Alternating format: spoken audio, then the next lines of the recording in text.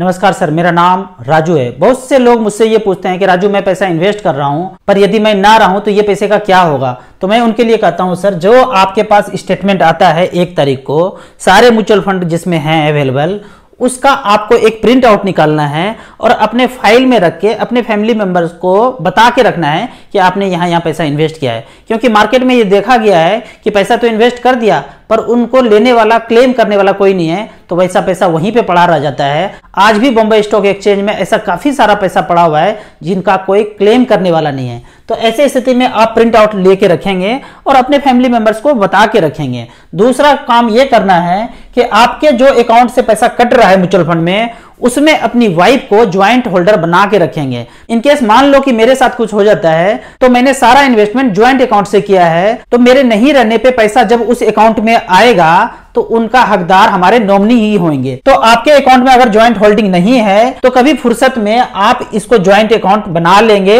ये काम करना जरूरी है। तीसरा चीज ये है कि आपके बच्चे का एज यदि 18 से ऊपर हो गया है तो उनके नाम पे आप एसआईपी अकाउंट एक ओपन करके रखेंगे, 1000 का, 500 का, 2000 का, कितना भी, यदि उनका एज 18 से ऊपर हो गया है। होता क्या है कि मान लीजिए कि आपने 4 प्लॉट जगह जगह पे खरीद के रखा है, तो आपने मन में ये सोच के रखा है कि ये प्लॉट मैं अपनी बेटी को दूंगा, ये प्लॉट अपने बेटा को दूंगा और ये प्लॉट मेरे लिए रहेगा। आपने ये प्लॉट के केस में करके तो रखा है, पर यदि आपके पास 20 म्यूचुअल फंड है और जब हम ऊपर जाएंगे तो 20 फंड कहीं लेके नहीं जाएंगे या फिर ये 4 प्लॉट कहीं लेके नहीं जाएंगे, वो हमारे नॉमिनी को ही ट्रांसफर होगा। तो ठीक उसी तरह जब आपके पास 20 फंड है और इसमें काफी सारा पैसा हो चुका है तो इसको आपको किसी को ट्रांसफर करना है तो आप म्यूचुअल फंड को भी ट्रांसफर कर सकते हैं चेक की तरह। जैसे चेक काट के आप 10 लाख 20 लाख रुपया किसी को देते हैं, ठीक उसी तरह म्यूचुअल फंड को भी आप किसी को भी ट्रांसफर कर सकते हैं, लेकिन उनके पास म्यूचुअल फंड का अकाउंट ओपन होना चाहिए। इसके लिए आपको क्या करना पड़ेगा, अपने बच्चों का पैन कार्ड, आधार कार्ड, कैंसिल चेक से ऑनलाइन अकाउंट मेरे थ्रू खोलेंगे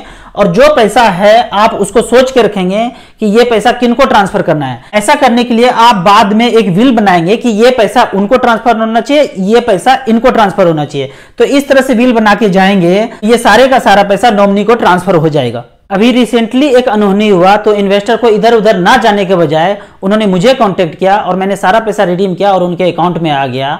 तो इस तरह से सबसे पहले आपको मुझे कांटेक्ट करना है। ये नंबर आपके डायरी में या उसी फाइल में मेंशन होके भी रहना चाहिए कि पहला कॉल इस राजू को ही करना है। मैं वो सारे कागजी कार्रवाई फोन पे ही करा दूंगा और नॉमिनी को किसी भी ऑफिस में चक्कर काटने का जरूरत नहीं है। ये छोटा छोटा काम है, जिनको पता है उनके लिए आसान है, जिनको नहीं पता है उनके लिए ये पहाड़ जैसा लगता है। आपको म्यूचुअल फंड के बारे में और कुछ क्वेरी है तो मेरे नंबर 9929641265 पे मुझे व्हाट्सएप कर सकते हैं। 4-5 ऑफिसर मिलकर आप अपने ऑफिस में हमसे गूगल मीट पे जुड़ सकते हैं। वीडियो अच्छा लगे तो आप अपने व्हाट्सएप ग्रुप में जरूर शेयर करें। Thank you so much.